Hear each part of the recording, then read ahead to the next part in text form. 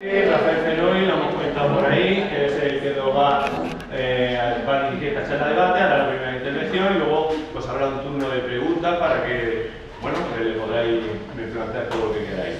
Él es inspector de educación y asimismo es el secretario de comunicación del sindicato de enseñanza de la CGT. Además tiene a nivel estatal también algún otro cargo, creo que es responsable de coordinación en prevención de riesgos laborales, no sé si no me equivoco. Y bueno, lo dejamos con la palabra. Sin más dilatarse, agradecerle a todos ustedes que estén aquí presentes y que estén dispuestos a compartir una parte de su tiempo, que es lo más valioso que tiene una persona, pues sobre un tema que el tema es básicamente la educación y los marcos legales o las indicaciones que desde las políticas educativas pretenden de alguna manera ordenar. Ese sería un poco la cuestión. Bien, yo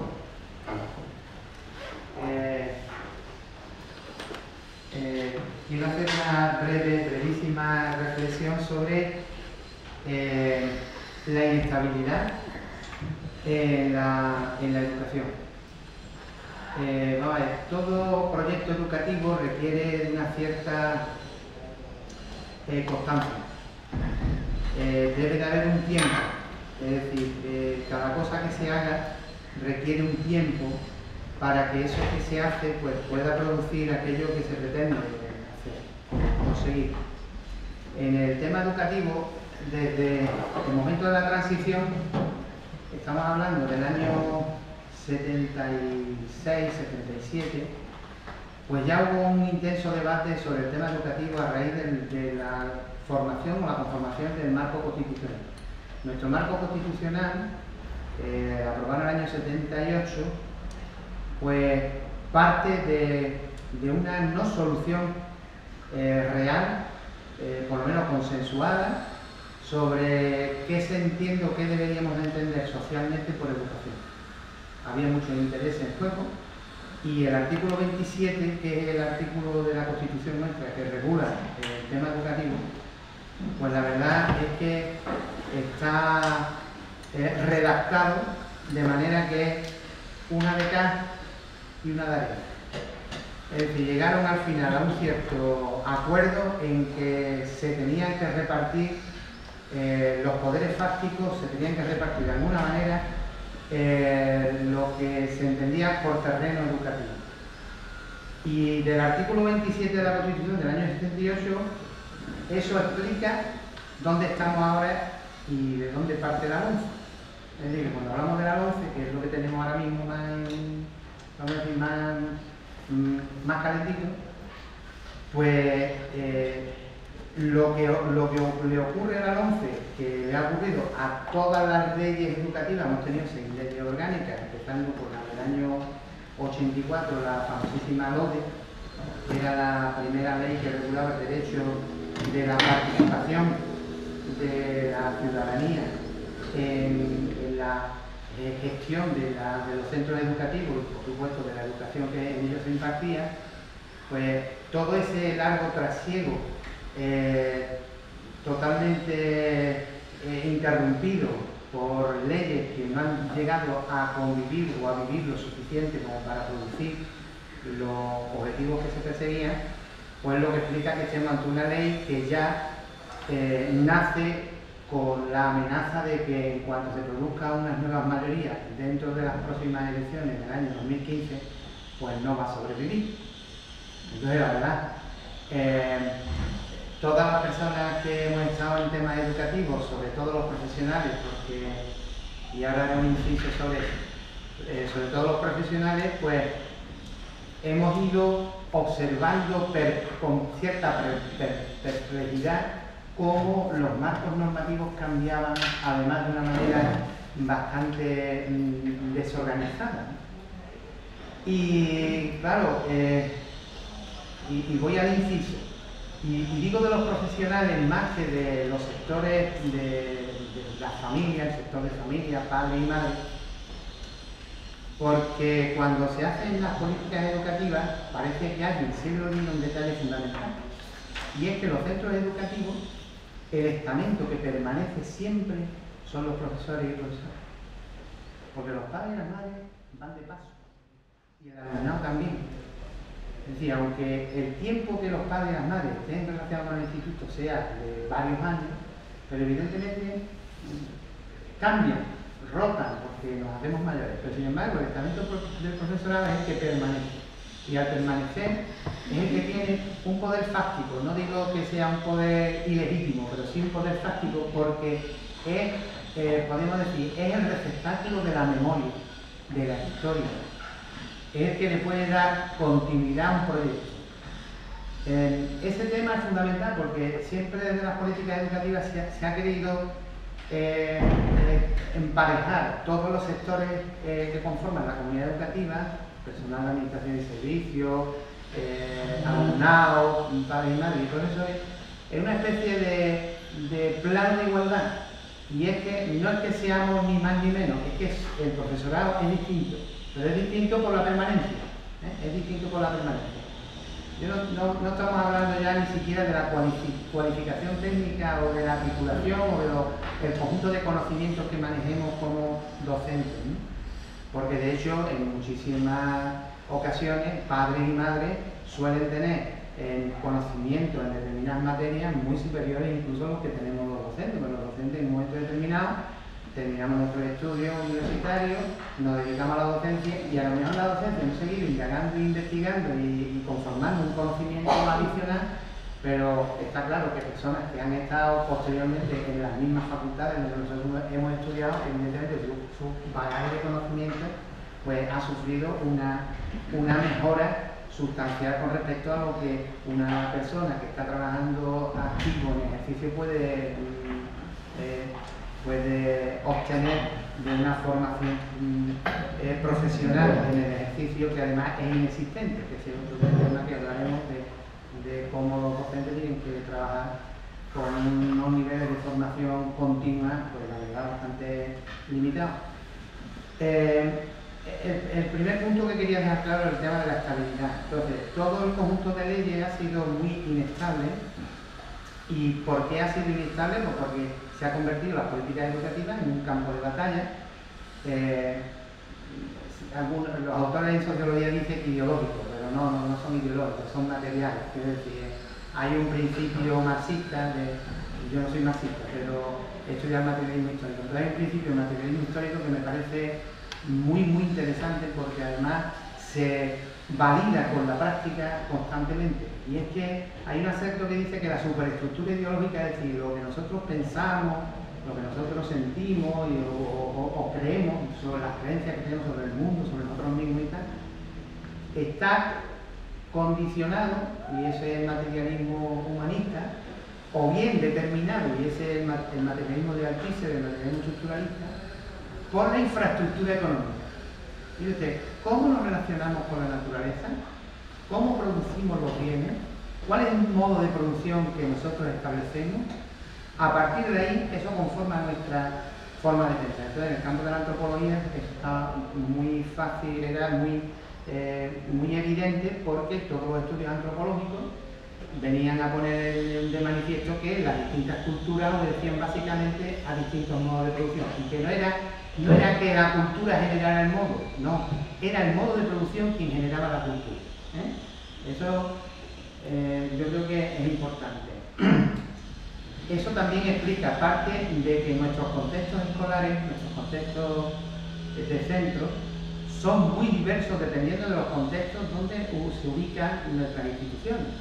Ya hablamos de los centros educativos andaluces, pero miren que Andalucía es muy rica y es muy variada. Y hay muchas diferencias, y eso se lo digo yo con conocimiento de causa, porque visito, hay muchas diferencias entre unos centros y otros dependiendo del contexto socioeconómico, del contexto cultural, del contexto medioambiental donde se sitúa. La otra cuestión que quería, bueno, lo de la inestabilidad está claro. Y esa inestabilidad está sustentada básicamente en una lucha de poder, fundamentalmente del elemento iglesia, por no abandonar el control de la educación. Es decir, yo no estoy atacando ni criticando a la iglesia, quiero decir, la iglesia prácticamente desde el siglo XII, desde que empezaron las primeras universidades, pues controló absolutamente toda la educación en este país, toda. Y es más, hasta prácticamente la República, la Segunda República, la Iglesia tenía un absoluto dominio sobre todos los centros escolares. La mayoría de los centros escolares eran de instituciones eclesiásticas. Yo de la Iglesia no solamente el clero regular, sino también el secular. Todas, o sea, las órdenes religiosas, muchísimas de ellas se crean específicamente para formar y educar a las personas. Yo mismo he estudiado en un colegio de curas. Claro, no podía estudiar en un colegio de monjas, mentira, estudié en un colegio de monjas con 3 años. Es decir, con 3 años me llevaron a un colegio de monjas. Son magdalenas y yo tengo mis recuerdos primigenios ahí. Pero después pasé inmediatamente a un colegio de curas, porque las niñas iban a colegios de monjas y los niños iban a los colegios de curas, ¿vale? Entonces, bien, esto que pasaba en mi infancia, pues ahora otra vez se vuelve a repetir, pero ahora encima apoyado con dinero público, que es lo que a mí en principio me preocupa. No que haya iniciativas que son legítimas, porque el principio de la libertad debe estar por encima de cualquier otro, es decir, que deberíamos y debemos respetar las iniciativas que provocan colectivos ciudadanos, instituciones, asociaciones y tal, para montar lo que quieran montar, siempre que se lo paguen ellos. Es decir, que yo totalmente de acuerdo. No hay, o sea, lo chungo sería que la caseta de, pues no sé, la caseta de la feria, no sé, allí en los barrios hay varias peñas, ¿no? Porque se la pagará el ayuntamiento, no ustedes, son los feriantes o son los miembros de la asociación, que son los que se la montan, se la guisan y además la hacen incluso para que la gente pueda disfrutarla. A mí me parece perfecto, ¿no?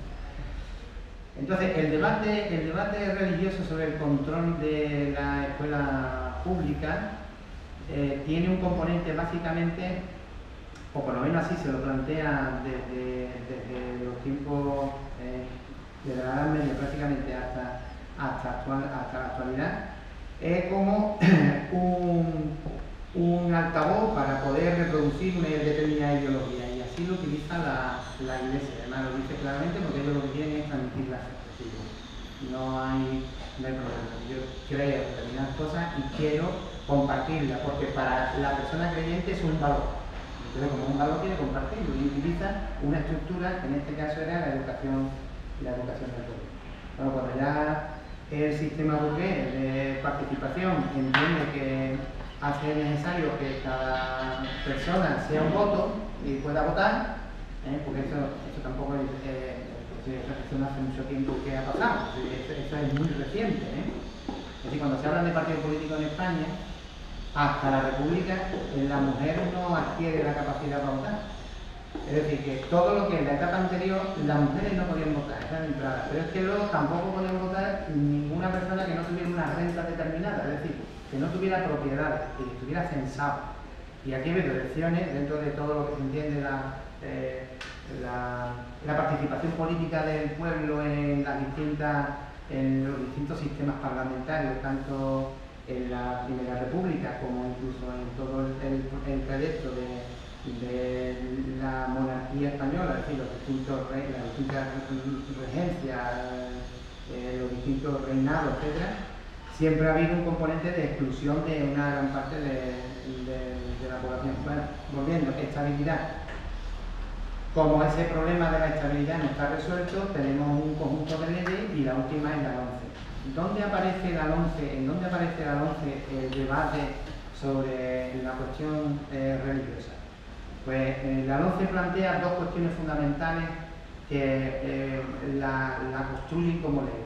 Una primera es darle importancia a la religión dentro del currículum, eso ha quedado claro, y al mismo tiempo dar facilidades a los centros que segregan por sexo, darle la cobertura legal necesaria para que niños y niñas puedan estar en distintos establecimientos, pero encima pagados con dinero público. Esas han sido las dos grandes cuestiones que están relacionadas con este asunto. Luego la LOMCE tiene otro componente fuertemente ideológico, que es el componente centralizador. Centralizador que yo no lo voy a calificar ni de positivo ni de negativo, porque entiendo que la diáspora de las 17 comunidades autónomas es una barbaridad. Pero yo personalmente opino que es una barbaridad. Pero bueno, porque al final tenemos 17 sistemas educativos distintos. Porque además una de las cualidades, una de las características de todos nuestros marcos normativos de carácter estatal, desde la LOCSE prácticamente, pasando por la LOTF, la LOE, la LONCE y tal, es que la mayoría del articulado se redacta de la siguiente manera: las administraciones públicas desarrollarán, promoverán, no sé qué, y te deja el epígrafe para que cada comunidad autónoma después lo regule y lo desarrolle, por lo cual la regulación de, por ejemplo, temas relacionados con, porque hay aquí entiendo que hay una mayoría de profesorado, quizás hay madres y padres, ¿no? Pero vamos, entiendo que hay. Entonces, por ejemplo, temas laborales como la reducción de 2 horas lectivas para los mayores de 55 años, bueno, esos 2 aquí, pero es que hay 4 en Asturias, es que hay 5 en Galicia, es que hay. Vamos a ver, las capacidades o potestades que tienen las direcciones escolares es muy distinta a las que teníamos nosotros aquí antes de la LONCE, que las que ya tenían en Cataluña, porque prácticamente el Estatuto Catalán es el que luego ha vertebrado la construcción de la LONCE en el tema de las direcciones del centro, ¿no?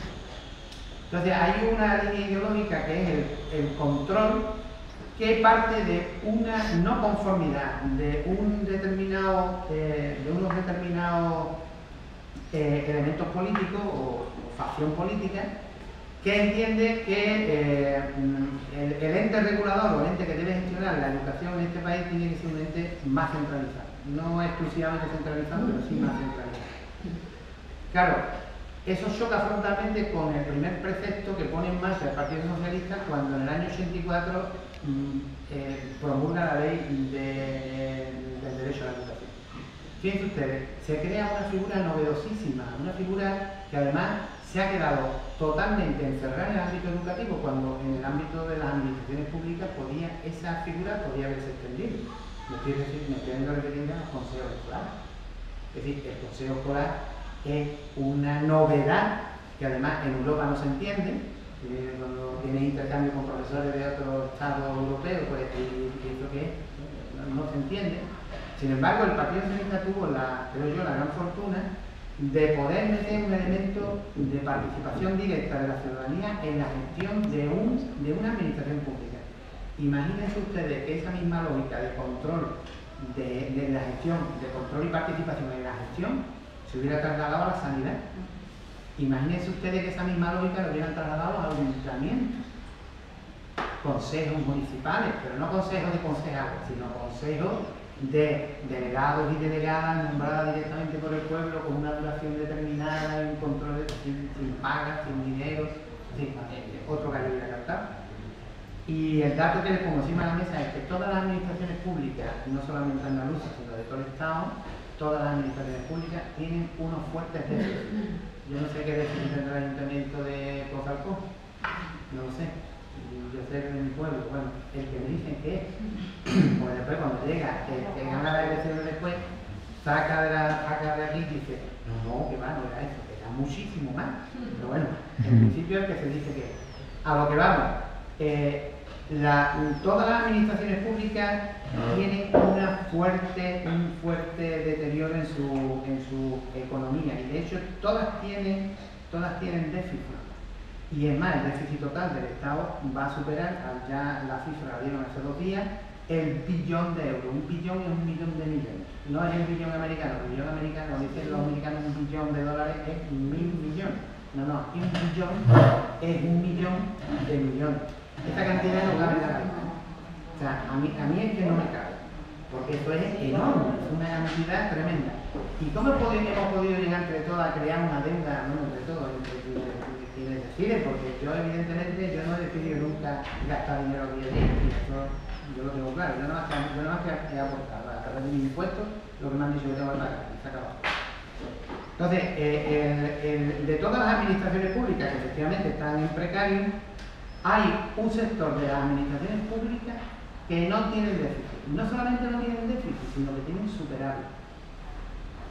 ¿Y saben ustedes cuál es ese sector de la administración pública que no tiene déficit y que inclusive tiene superávit? La educación, los centros públicos. Los centros públicos, ninguno tiene déficit, ninguno.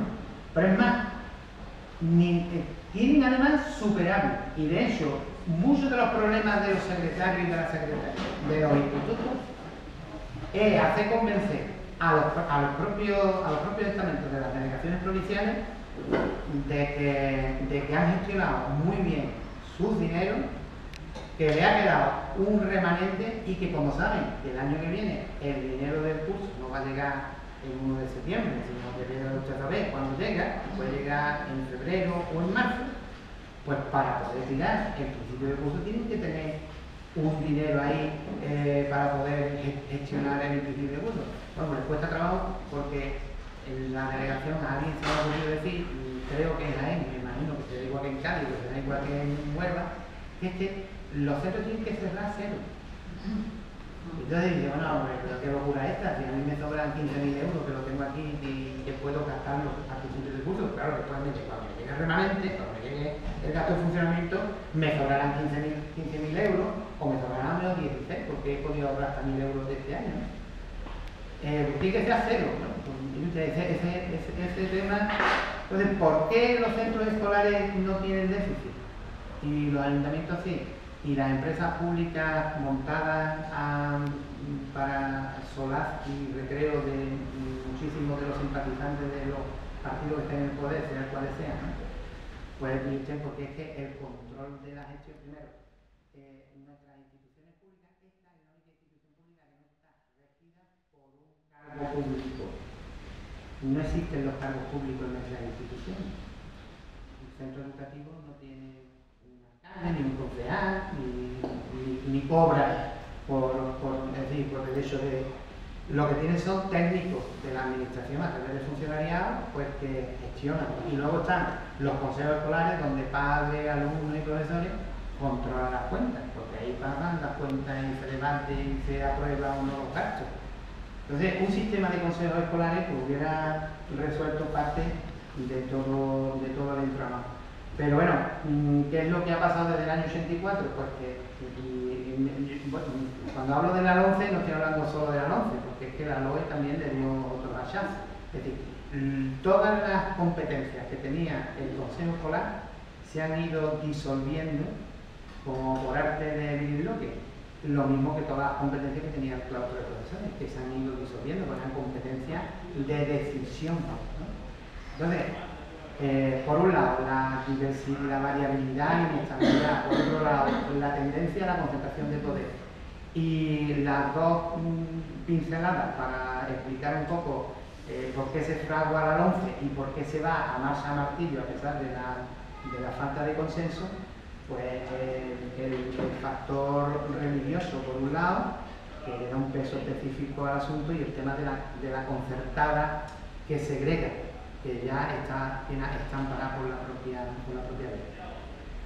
ley. La LOMCE tiene elementos de traslado de muchísimas de las responsabilidades a los órganos directivos del centro, sobre todo la dirección, y bueno, y en este caso, pues claro, las direcciones de los centros se encuentran ahora con unos envites importantes porque en su mano está decidir cosas que antes no tenía capacidad para hacerlo, ¿no? Y uno de los temas que se exporta directamente del ámbito catalán, directo, prácticamente calcado, es la competencia de poder los centros definir planes de actuación específicos y en torno a esos planes que la dirección del centro pueda definir perfiles profesionales. Por lo cual, las plantillas de los centros pueden verse afectadas en función de la idea que tenga la dirección del centro. En este caso es un personal, aunque tenga un equipo, pero la referencia en la norma es clara porque la persona titular del cargo, no el equipo directivo no. Entonces, eso también es un tema novedoso que, bueno, en principio no hay mucha tradición de desarrollo aquí, pero que en Cataluña evidentemente está provocando una alteración sustancial de los concursos generales. Es decir, que hay muchísimos funcionarios y funcionarias que ya han tachado las expectativas de poder ir a determinados centros, a determinadas localidades, porque saben que las personas que están organizando en los centros educativos de esa zona han definido unos programas donde su cualificación, su categoría o su especialidad no aparece. Luego están las reivindicaciones, dentro de la LOCE, las reivindicaciones de distintos colectivos que ven mermadas aspectos, yo creo que ideológicamente nefastos. Por ejemplo, uno de los temas más complicados es el tema de la religión y la alternativa. Volvemos otra vez al viejo dilema de elige una cosa o elige otra. Luego está el tema de la enseñanza artística, eso como si no sirviera para nada. Entonces hay un recorte sustancial de los currículos.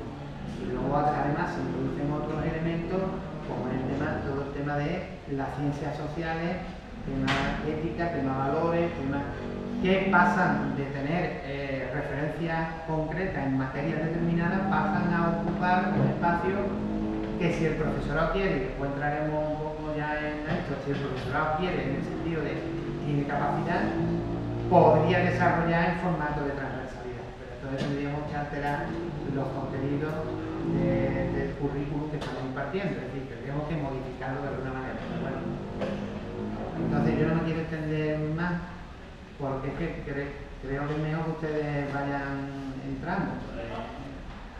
En fin, yo he dado clase mucho tiempo y sé cuando la cara se pone de compromiso.